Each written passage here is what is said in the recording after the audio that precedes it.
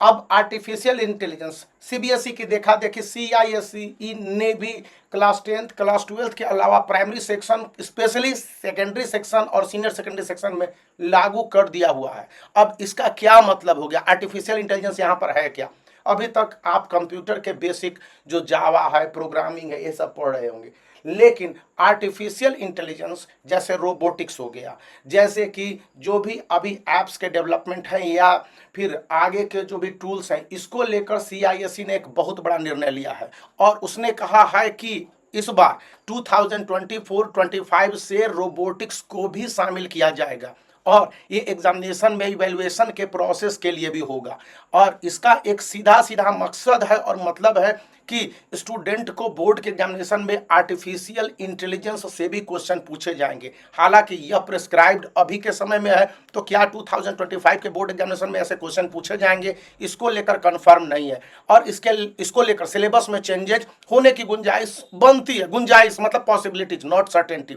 लेकिन जो बातें यहाँ पर सामने कही गई और हम लोगों को बताई गई हैं, टीचरों को बताई गई हैं कि इंप्लीमेंट करना है, उनमें 3 पॉइंट्स है। पॉइंट नंबर 1 जो मैं देख पा रहा हूं कि स्टूडेंट को आर्टिफिशियल इंटेलिजेंस स्कूल अपने लेवल पर दे। Artificial intelligence in India, in abroad, mobile sector as well as in computer sector and in the world of super computers, how artificial intelligence would be enacting. पहला तो इसके लिए special teacher को higher करने की जरूरत है। दूसरा, बोर्ड स्टूडेंट को ट्रेन करने की जरूरत है। थर्ड है कि इसके वाइबा लिए जाएंगे, वोकेशनल से लिए जाएंगे या फिर इसके कौन से प्रारूप होंगे, क्या सभी स्टूडेंट के लिए कंपलसरी है या फिर इसको केवल प्री बोर्ड तक ही लिमिट किया जाएगा। लेकिन आर्टिफिशियल इंटेलिजेंस जैसे वर्ड को बार बार दोहराया गया है और कहा गया है। इस विषय पर जब मैंने अपने स्कूल के प्रिंसिपल से पूछनी चाहिए तो उन्होंने कहा कि देखिए, रोबोटिक्स को लेकर पहले भी कहा गया था और हमारे स्कूल के बच्चों ने इस विषय पर वर्क भी किया था।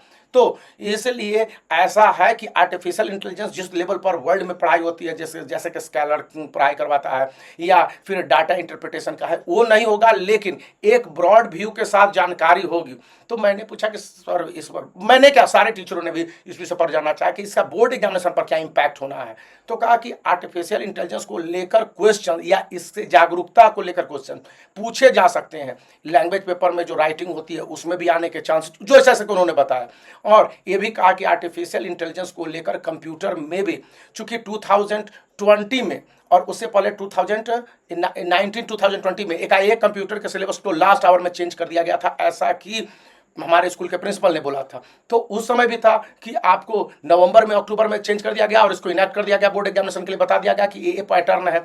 तो उस तरह से यह भी हो सकता है कि लास्ट मिनट चेंज कर दिया गया। अभी सभी स्कूलों को अलर्ट कर दिया गया है कि आप अपने बच्चों को इस विषय पर बताइए, पढ़ाइए, उन्हें समझाइए कि आर्टिफिशियल इंटेलिजेंस क्या होता है, आर्टिफिशियल इंटेलिजेंस के बेसिक्स क्या है, कहाँ से शुरुआत हुई है, इसके इंपॉर्टेंस क्या है, मोबाइल सेक्टर में है, फिर कंप्यूटर सेक्टर में है या वर्ल्ड लेवल पर जैसे मेडिसिन के सेक्टर में है या एजुकेशन के सेक्टर में जिस तरह से आया है, एविएशन इंडस्ट्रीज में है। इन सब बातों को भी बताया गया है कि वर्ल्ड लेवल पर जिस तरह से ये और इसके यूजेस के साथ साथ हमें इंडिया में आर्टिफिशियल इंटेलिजेंस का लेवल क्या है। तो क्या आपके स्कूल में पढ़ाया जा रहा है, इससे संबंधित कुछ बातें या ब्रीफिंग हुई है।